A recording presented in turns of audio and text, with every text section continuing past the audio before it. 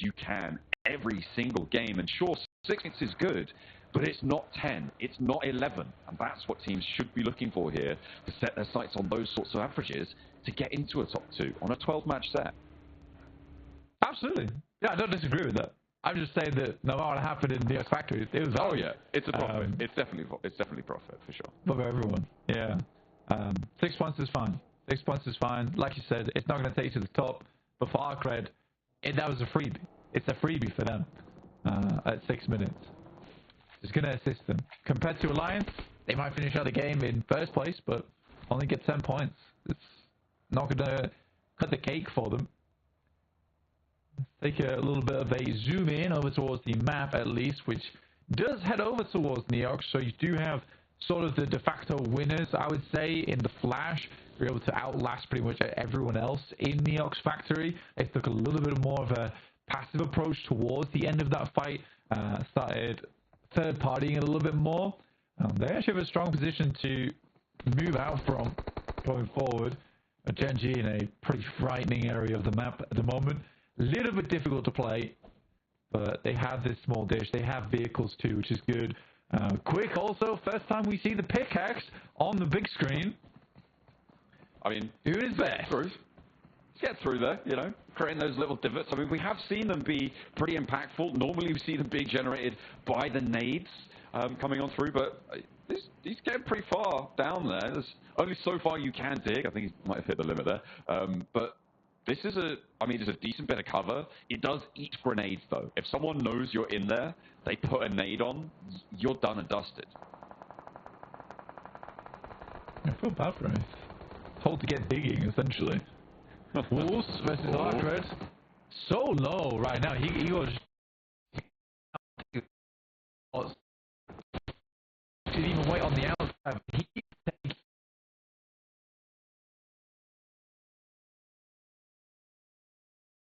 Digging, essentially. Wolves versus Arcred.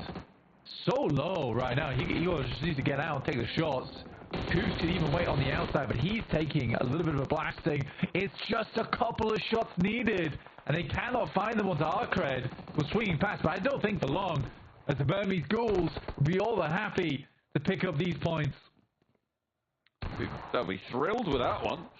Arcred try and crash out on that southwest side. That transition did not go successfully for them. Now with just the one player left standing, that point is taken away. 4 elims for the Burmese Ghouls. And Arcred, they stop on 6 blank. So sure, 6 is good. But as I said before, it's not going to be enough for a first or second place. Absolutely not. I mean, they get the 6 points. They don't go further than that. Burmese Ghouls grab 4 off them. So only 2 points behind that. Yeah, that transition was not great. Not great. I think you know that Wolves are likely going to be making a similar rotate to you as well from where they grabbed the recall beacon. I think they could have dived out a little bit sooner there. I think Burmese Ghouls being in this building is, I would say, fairly obvious as well, considering it's one of the few spots that are fairly safe on the outer edge of the circle. Weibo makes a great rotate in the early game. They grab high ground. They have that opportunity to get on through. They're fairly central. Their alter ego kind of have quite a lot of it as well on that northern side of things. In Flash going up against Inner Circle. Of course, these two teams playing in different groups will not have faced each other before, and both very close to that bubble flag. Very, very close indeed. 5th place for Inner Circle. Team Flash just pipped to the post by 1 point by E-Arena. Both of them desperate to jump up towards the top spots. As you can see, they are taking that fight back and forth. Inner Circle look to be able to get this res as Team Flash now busted down to 2 on the north side. Yeah, for Inner Circle, I have big hopes for this team. On their first day, they looked really good, but I'm not sure what happened between then, but the performance seems to take a pretty big downward trend. And for Noki, I wanted to see some more of these fantastic off angles. He's a very good player when it comes to taking these 1v1s too, not just Falak on the team.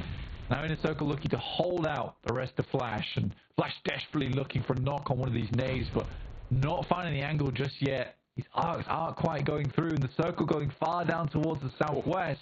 Suddenly, it's a long journey ahead of them for the Flash and in the circle. They really do have quite a distance to travel. And they have to get a move on. I mean, Team Flash getting everyone back up, that's great. But now getting through this roadblock is tough stuff. It is hard going. A treacherous road ahead. Burmese Schools taking shots over towards Weibo, actually, who have been trying to find their way in. They move Sook up to the middle. But now with 5 elims, Burmese Schools having a good time on that southwest side. Looks like they're liking Rondo today. Order goes down to the play zone, so a lot of Weibo not really being able to get in at all here. And actually, Kamikaze has been sat in the middle of this circle for a long, long time.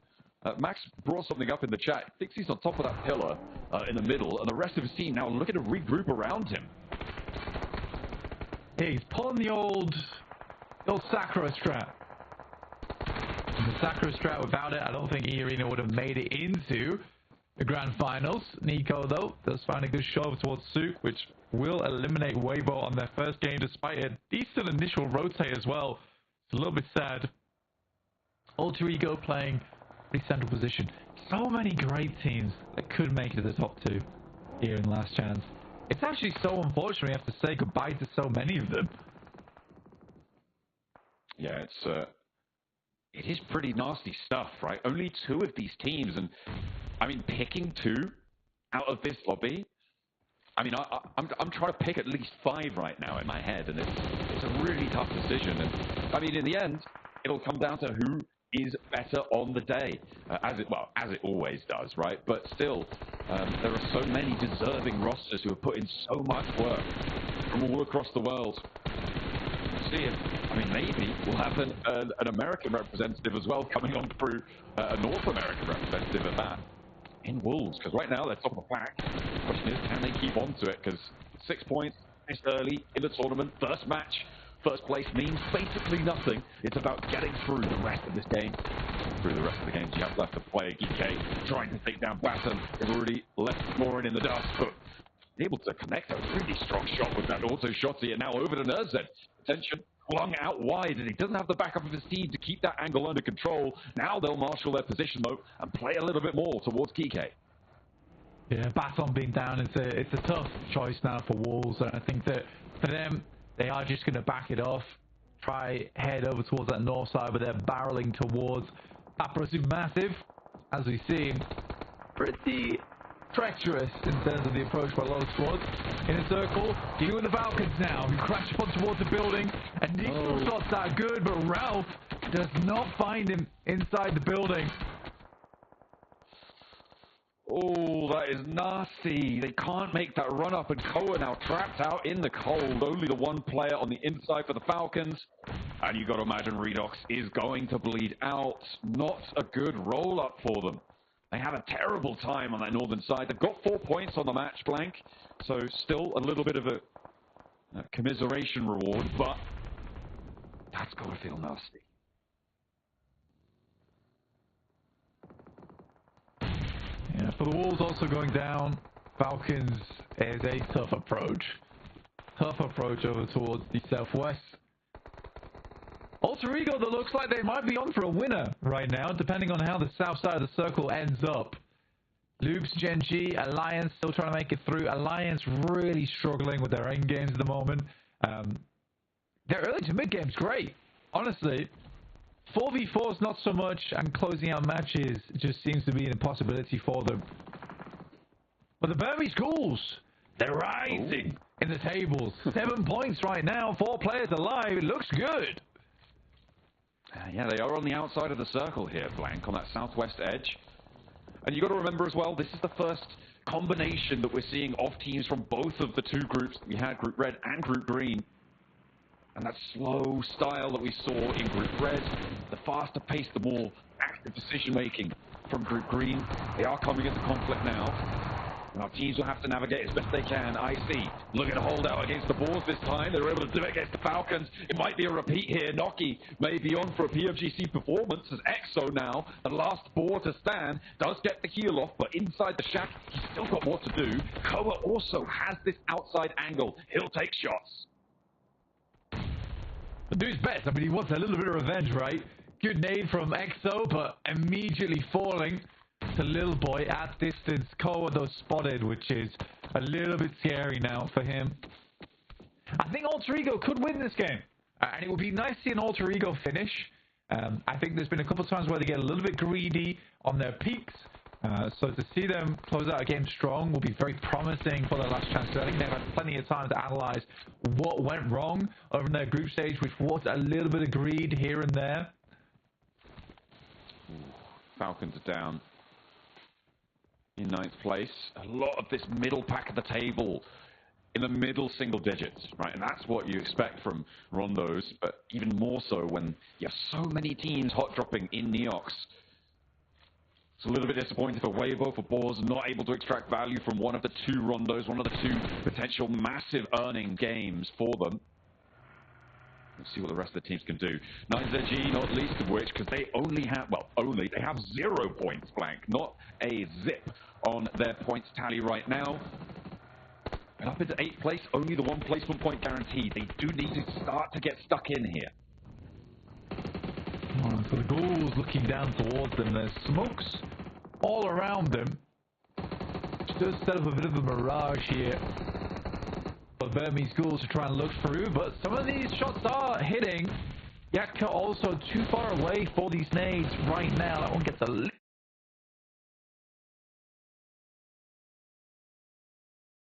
here. But Burmese Ghouls are trying to look through, but some of these shots are hitting. Yakka also too far away for these nades right now. That one gets a little bit closer, but a good shot from Godspeed. Starts things off stronger towards Melosa, who was the player trying to get closer to get those nades on board, but can't quite handle it. And the Burmese Ghouls continue to truck on.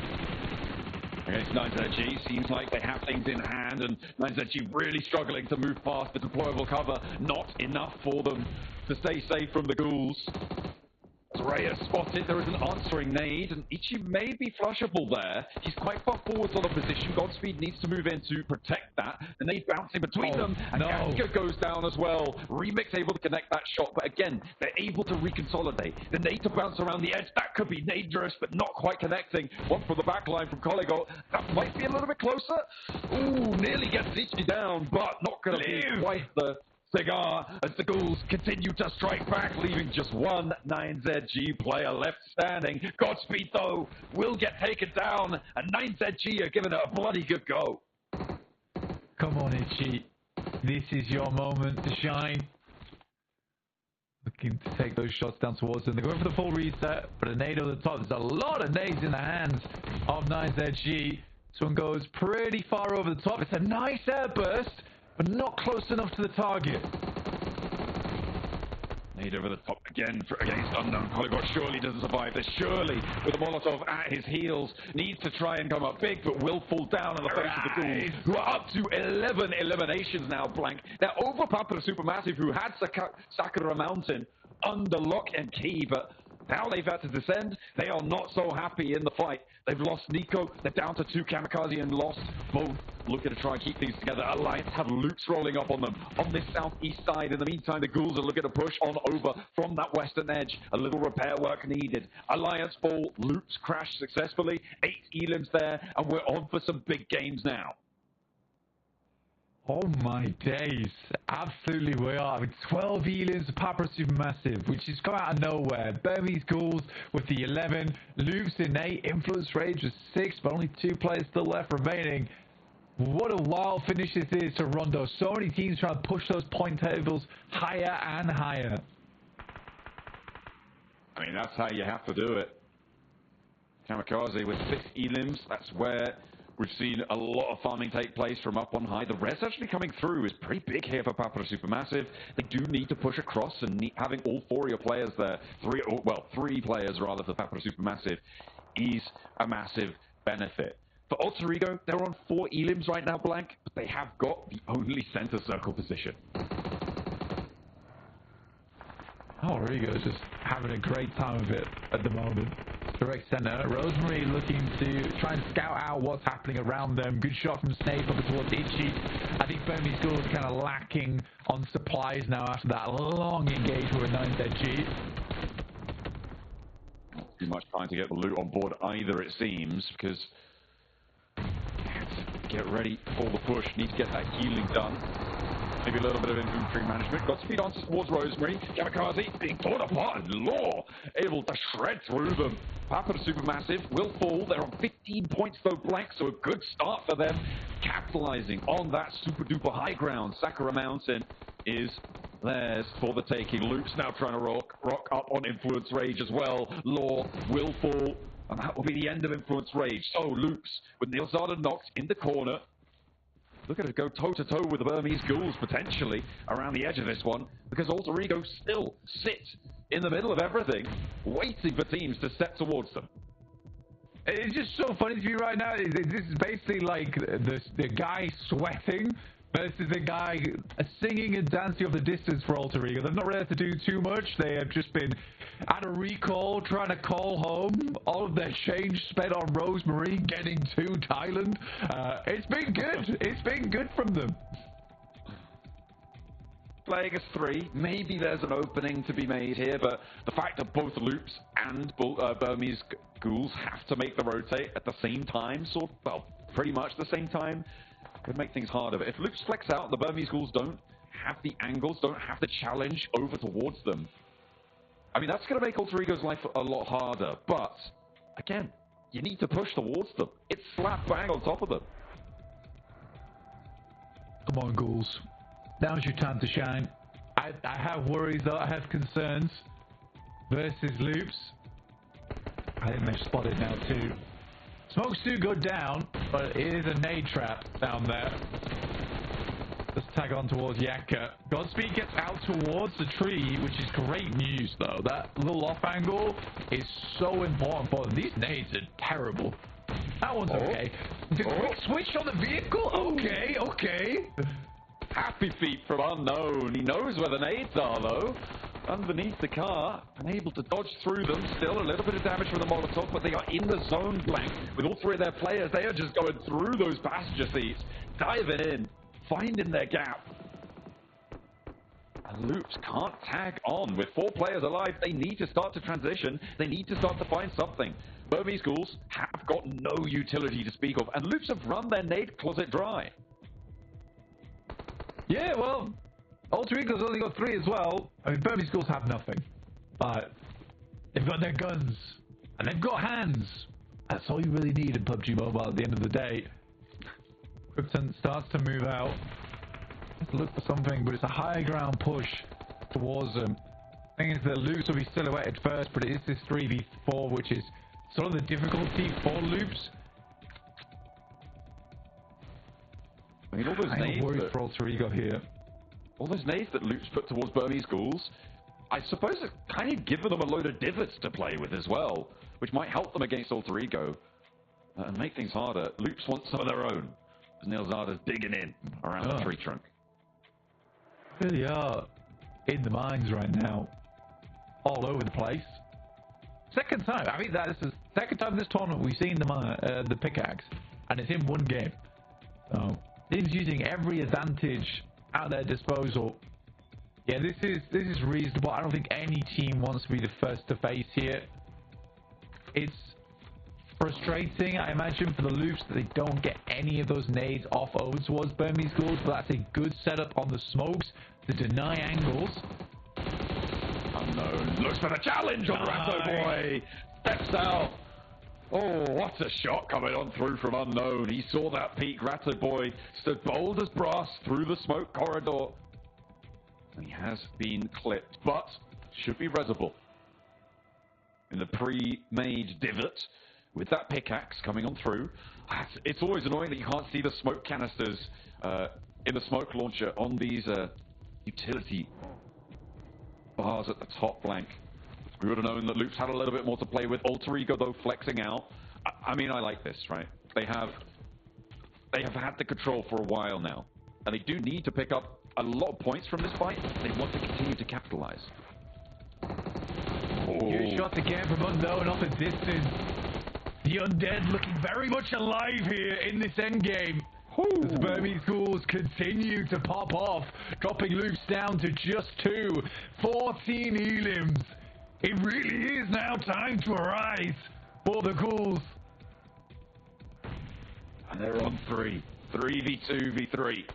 Godspeed again, not taking a huge amount of damage from the nades, and the nades are all out from Alter Ego. Loops lose Ratto Boy. Krypton able to find the flush. Just Rafinha left standing. As soon as you get rid of Rafinha, all of a sudden the Burmese schools have a little bit more of a clear run here. They have a full frontal fight, and Krypton's low already. Maybe this is their time to strike. Maybe this is their time to arise. Godspeed on the higher ground. Position known, and no nades to speak of.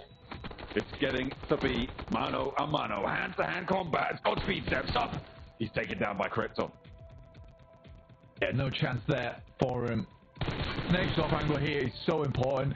I think the Burmese score's likely to go down in second. But this was desperately needed from Alter Ego. I think they held out for quite a while here. They weren't quite as bright as we liked, but it still earns them big points.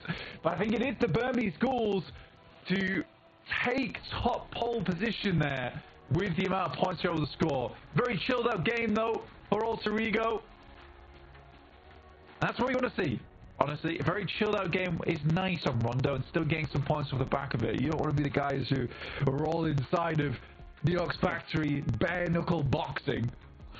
Oh dear, no, that was pretty nasty stuff. I mean, it was...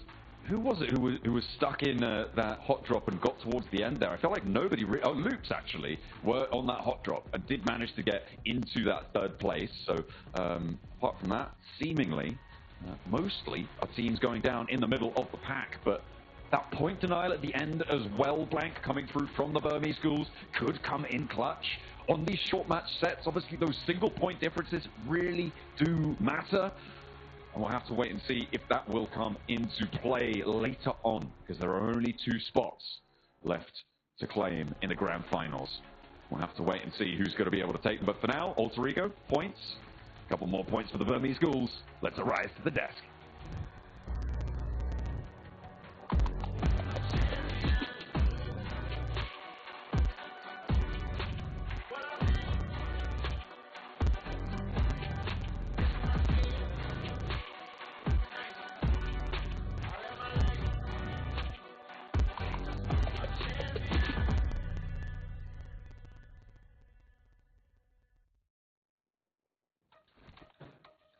Forget everything you knew about tactical PUBG Mobile, because what we just witnessed in Game 1 of Rondo was pure, unfiltered, violent euphoria. Maxman, Alter Ego, get the win in this one, but I think we were the winners, just being able to witness it.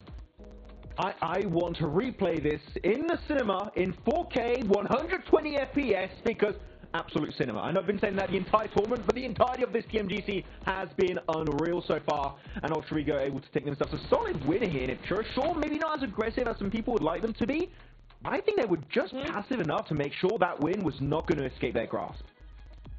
Yeah, they played this really, really well. Yeah, okay, it's more passive. We might have wanted to see them come in with the vehicles and just sweep the edge and get rid of all the rest of them very, very quickly, but I think they played it really well, especially considering they had the only building in the zone, and if you actually look at their vantage point, it's uphill, right? So they couldn't really see over the crest of that hill, and they couldn't know who was there and who was going to be waiting for them if they did get in those vehicles. So I think they played this really, really well, and how they should have played it. And you know what? They got the win, so obviously something worked, right? Definitely something did go in their favor, but some people were hoping for them to third-party Loops and the side of Burmese Ghouls, which I was also hoping for the same thing. But Loops, clearly by how they were playing positionally speaking, they did not want to fight because they were scared of that potential Alter Ego third party. So Alter Ego were just not given that opening, and because they weren't given that opening, guess what? You just hold down the fort and you make it work out. We're talking about a fight in a big fort, in the Neox fort here, Hot Juice. How many teams were in here? Like, in this hot drop? What? It was 5. It was crazy. I mean, the 3-1 split strat is the meta, 100%. I mean, it's so wild to see 5 teams drop in this area with 3 while sending one off to get res Natura. And, I mean, it worked out perfectly because so many teams were able to get a ton of eliminations to start this one off. Weren't they just? I mean, we saw teams coming out of here with 6, 7 eliminations just off the bat of this hot drop coming through here, and then they get that full reset, and it's just game as usual. It's a fantastic strat that I love that we're seeing come into Rondo. It was those rotations afterwards, though. You're seeing a lot of them here. This field in particular was really rough on a lot of teams. I think we saw like 3-4 different teams fall very early. So it's a field of death, Maxman. It really was. I mean, it was so cool. So in Neox to see Flash come in as a third party, they're like, the fight's over. Let's pick up the stragglers. Chances are there's not a full squad still alive. So I do really respect it. But I really like what John and Blank were talking about during this game. The pickaxe coming out and is now meta on Rondo, question mark, creating those dips without having to waste some C4s or grenades is actually very impactful. You're just getting a free little hold in these flat terrain finishes. And we saw it used, especially in the finishing moments, by Loops, if I'm not mistaken. So pickaxe meta is real. Better than the shotgun. Maybe not. Okay, calm down. Yeah, pickaxe strong, shotgun always stronger, right? It's so wild to see here, though, towards the end. I like the fact that we saw the Burmese Ghouls just kind of wait out Loops there towards the end because they had no choice. Blue was going to push them out. They did. But look at these points, Neptura. The Burmese Ghouls! 20 on the board for match number 1. Heck yeah, they are rising up those leaderboards. They are here to stay. We saw them be so quiet in Group Red, right? And then they started to be a little bit more active, a little bit louder. And now, in Last Chance, they're coming in with a bang. They are shouting from the top of the leaderboard. 20 points overall. I mean, yeah, Alter Ego with 18, Luz with 16, Papara with 15 as well, right? It is close, but 20 points is a great start to their Last Chance. I mean, especially happy with Papara's Supermassive Blaze. They had themselves kamikaze on that stone pillar for a majority of the early game, and the circle shifts down south towards the stone pillar, and the entire team just rotates, claims that position all around it, and even negate the rotation right, Niptura, of Weibo Gaming, that, as we can see on these rankings, only get themselves 1 point. So actually, I really like the use of these stone pillars, really becoming such a strong position if it does. And game. So top 4 players, and yeah, okay, it's got to be Kamikaze, right? He was the guy up on the mountain doing all the things. So not only information scouting, but some damage scouting as well. Yes, just so you guys know, the MVP has to be on the winning team for each match, so that's why it was Krypton, but I was like, it's definitely not, stats-wise, it definitely wouldn't be Krypton normally. Unknown, by the way, Unknown this game, he had some shots where he was getting literally pre-fired by Loops, and he peaks, and he still gets the elimination. What a reaction time from the Unknown, really standing out as one of the top tier players from Myanmar in the Burmese Gold squad, and Rafina, and of course Kamikaze, as you said. All the information in the world here able to pop off on that stone pillar position. Yep. Neptura. You know what, Max? Definitely. Yes. You guys want to hear a crazy stat? Ooh, I just did the math. There was 122 eliminations in the last game. What? The lobby died 122 eliminations. Because I was sitting quiet doing the math because I looked at the match rankings and saw 5th place with more than 10 points. I was like, how many eliminations were there out there? 122. That just shows how imperative Rondo is. Yeah. I'm really wondering what's going to happen tomorrow. You know what? We'll speculate that later, right? But we're getting into Erangel, Max, man. What are your big expectations going into Erangel? Ooh, Erangel? I mean, Inner Circle, right? I always love to see how Inner Circle play on the grassy pastures. I think they play extremely, extremely well. I wonder if they're going to have a little bit of a fight with Wolves on the Western Bridge. Didn't happen before. I don't think it's going to happen here. So, but that's my expectation here is that Inner Circle, Pakistan, on point. Let's go. Hey, are we going to see that comeback from Weibo here, Neptura? Yes or no? They've got to do it now. I sure hope they do. I mean, they're very quiet Rondo, so I think this next game they've got to make up for it. I feel like there's too much at stake here to really be lackadaisical here. Yep, don't wait, pull the trigger, make it happen. It's Erangel. Will it be as aggressive as the last one? I don't think so, John and Blake.